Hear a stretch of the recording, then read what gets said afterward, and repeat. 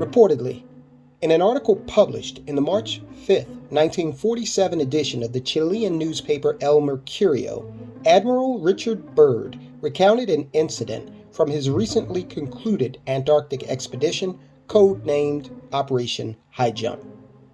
El Mercurio reporter Lee Van Atta, correspondent for the Hearst International News Service, wrote, Admiral Byrd declared today that it was imperative for the United States to initiate immediate defense measures against hostile regions. The Admiral further stated that he didn't want to frighten anyone unduly, but that it was a bitter reality that in case of a new war, the continental United States would be attacked by flying objects which could fly from pole to pole at incredible speeds. Admiral Byrd repeated the above points of view, resulting from his personal knowledge gathered both at the North and South Poles before a news conference held for the International News Service.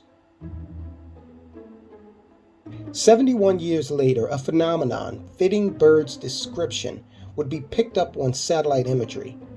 What could only be described as a contrail bisected the Earth from pole to pole.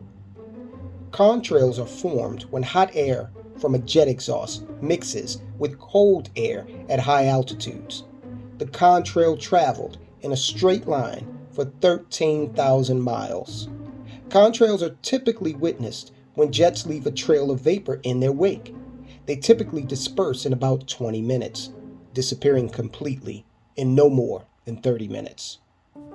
Therefore, if a craft did make the contrail, it would have been flying at a speed in excess of 50,000 miles per hour, over 65 times the speed of sound, in order for it to be visible for over 13,000 miles. Very little information is available regarding the 2018 incident. One attempt at an explanation cites the possibility of high-tech secret military aircraft. It is worth noting that the contrail was sighted during the same overall time period that the U.S. Navy witnessed increased frequency of what the agency calls unidentified aerial phenomenon. According to Business Insider, Navy personnel reported craft moving at hypersonic speeds or velocities greater than 3,800 miles per hour. In 2004, the USS Princeton tracked objects descending from 80,000 feet to 20,000 feet almost instantaneously. Further, U.S. Navy Commander and FA-18 pilot David Fravor intercepted an object that he said, quote, accelerated like nothing I've ever seen, unquote. If the U.S. Navy knows more about the origin and intent of the UAPs, they so far are not divulging any information besides confirming that the objects exist. They have remained tight-lipped on the subject of Admiral Byrd's mission, and his statements regarding threat phenomenon have almost been lost to history. Byrd, nor any member of his expedition, ever spoke again concerning the incidents outlined by Lee Van Atta. Van Atta died in 2002. It is important to note that Operation Highjump included 4,700 military personnel, the aircraft carrier Philippine Sea, 2 destroyers, the USS Henderson and the USS Brownson, the amphibious command ship USS Mount Olympus, the submarine USS Senate, a host of supply and support ships, and 33 military aircraft, including planes and helicopters.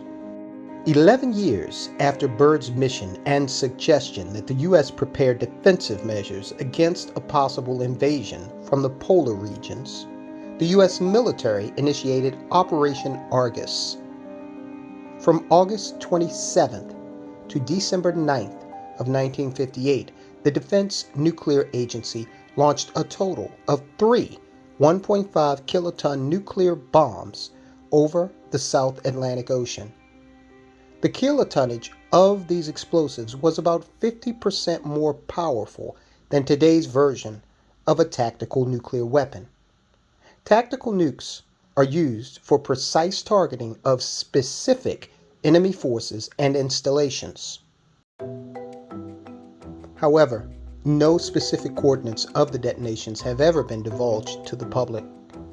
The detonations were reported in the March 19, 1959 edition of the New York Times. The Antarctic was not always a frozen wasteland. During the mid-Cretaceous period, 90 million years ago, the South Pole was home to a temperate rainforest. Johann Klog's ice core research revealed fossilized plant roots.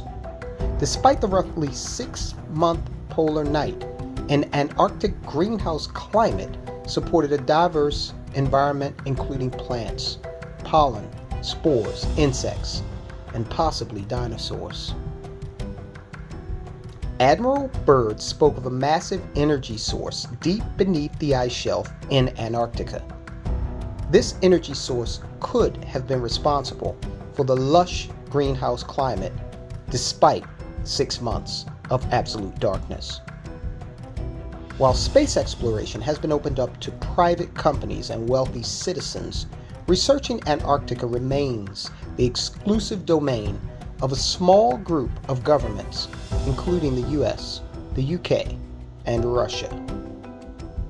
While it is true that cruise ships can sail the waters surrounding the continent, admittance to the actual interior is tightly controlled by the Antarctic Treaty and the foreboding weather patterns of what is known as the most inhospitable place on Earth. Nonetheless, several nations operate research facilities throughout the continent, such as America's South Pole Observatory, located precisely at the geographic South Pole. Except for special pre-approved circumstances, access to the observatory is prohibited.